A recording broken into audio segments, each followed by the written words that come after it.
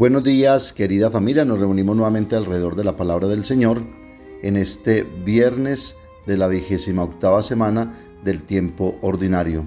Nos reunimos en el nombre del Padre, y del Hijo, y del Espíritu Santo. Ven, Espíritu Santo, llena los corazones de tus fieles, enciende en ellos el fuego de tu amor, y renovarás la faz de la tierra. Espíritu Santo, ilumínanos y santifícanos. María, Madre de la Iglesia, ruega por nosotros. Lectura de la carta del apóstol San Pablo a los Romanos, capítulo 4, versículos 1 al 8. Hermanos, ¿qué diremos pues que obtuvo Abraham nuestro padre según la carne? Si Abraham fue justificado en virtud de las obras, tiene un timbre de gloria, pero no delante de Dios, pues, ¿qué dice la Escritura? Abraham creyó a Dios y le fue contado como justicia. A alguien que trabaja, el Jordán no se le cuenta como gracia, sino como algo debido. En cambio, a alguien que no trabaja, sino que cree en el que justifica al impío, la fe se le cuenta como justicia. Del mismo modo también David proclama la bienaventuranza de aquel a quien Dios le cuenta la justicia independientemente de las obras. Bienaventurados aquellos a quienes se les perdonaron sus maldades y les sepultaron sus delitos. Bienaventurado aquel a quien el Señor no le ha contado su pecado. Palabra de Dios.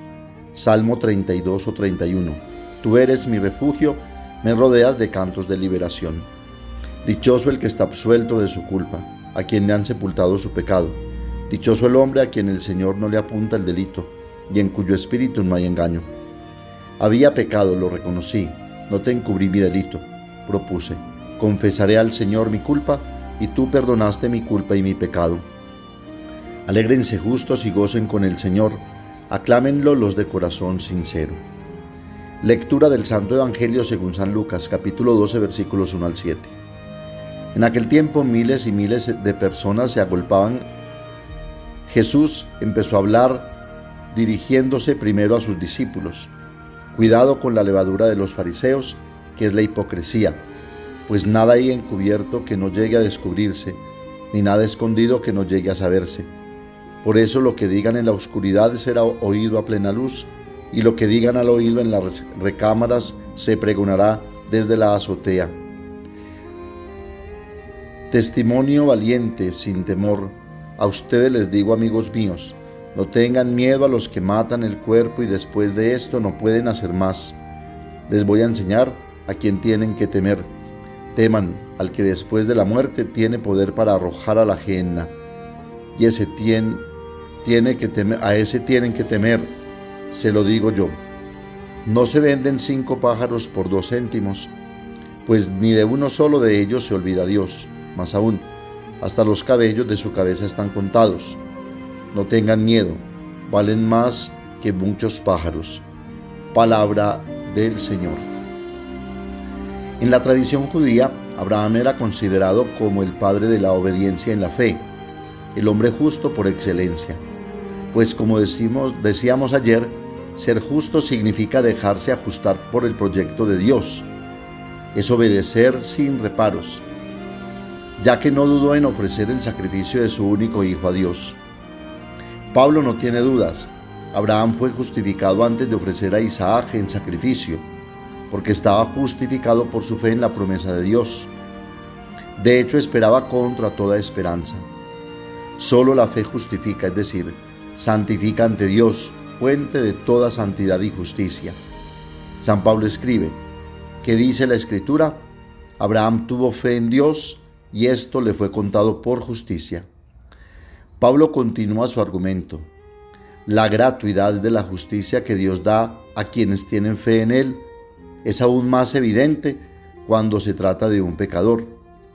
Sin embargo, la Biblia dice, bienaventurados aquellos cuyas iniquidades han sido perdonadas.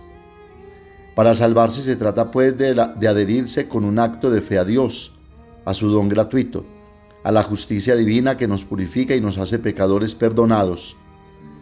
Es una actitud fundamental en la vida espiritual. Debemos estar concretamente convencidos de que no son válidas nuestras obras, sino su santidad, acogida en nosotros con la fe. La relación con Dios reside precisamente en esta aceptación continua de su don de justicia, que Él nos concede a través de nuestra fe.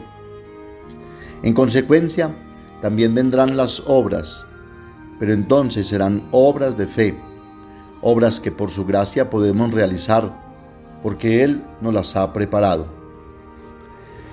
En el Evangelio podemos complementar lo que significa creer y ser justo por la fe y no por las obras.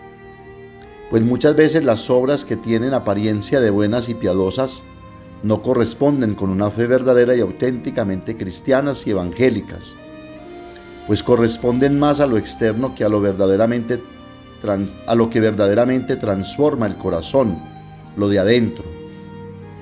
Los fariseos, los escribas, los doctores de la ley han tergiversado el anuncio, han ocultado el rostro extraordinario del Dios de Israel, del Dios que se reveló como un Dios misericordioso y justo, como leemos en el Salmo responsorial de este día.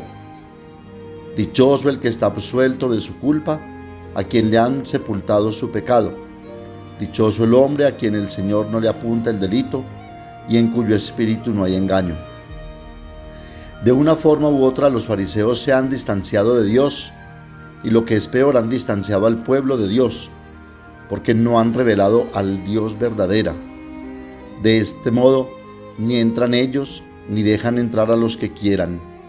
Y esto lo tenemos que valorar hoy incluso al interior de nuestras comunidades cristianas, porque tal vez vivimos la misma actitud.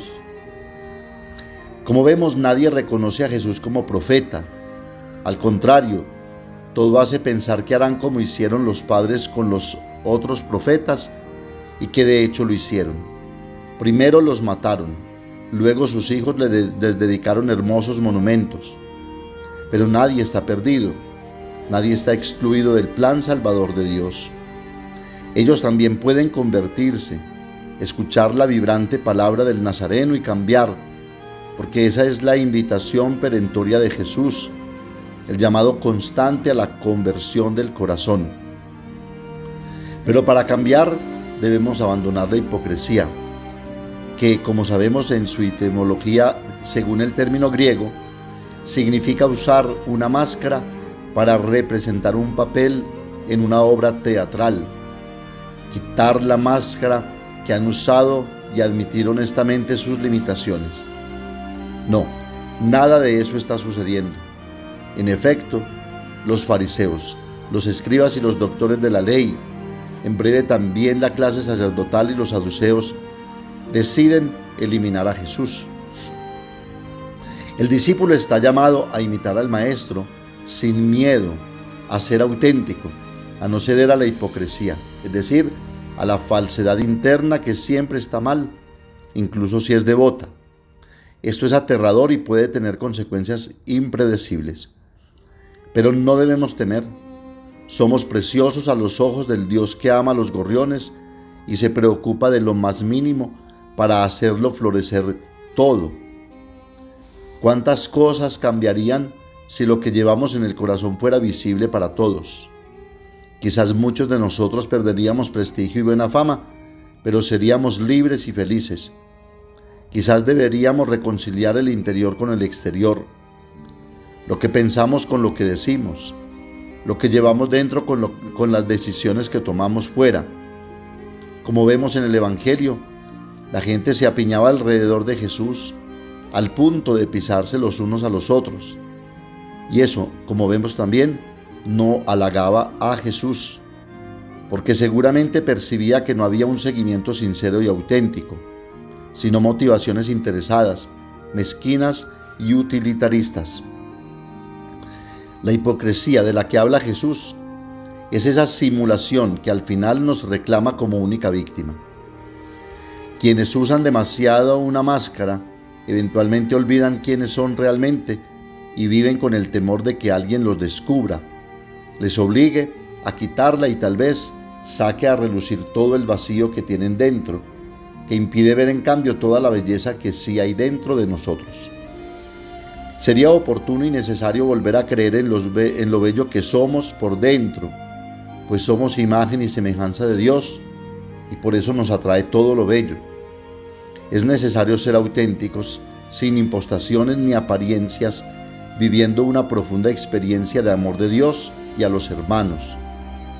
De hecho, es el amor el que deja caer las máscaras y nos deja desnudos en total transparencia ante Dios.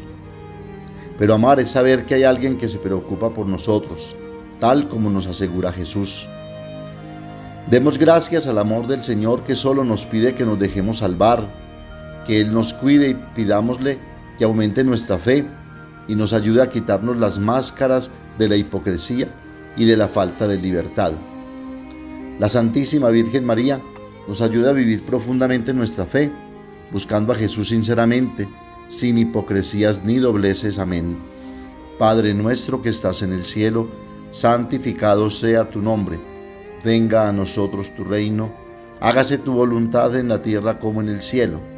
Danos hoy nuestro pan de cada día, perdona nuestras ofensas, como también nosotros perdonamos a los que nos ofenden. No nos dejes caer en la tentación y líbranos del mal. María, Madre de la Iglesia, ruega por nosotros. El Señor nos bendiga, nos guarde de todo mal y nos lleve a la vida eterna. El Señor esté con ustedes, y la bendición de Dios Todopoderoso, Padre, Hijo y Espíritu Santo, descienda sobre ustedes y los acompañe siempre. Que tengan un feliz día y recuerden que los padres de la parroquia los queremos mucho.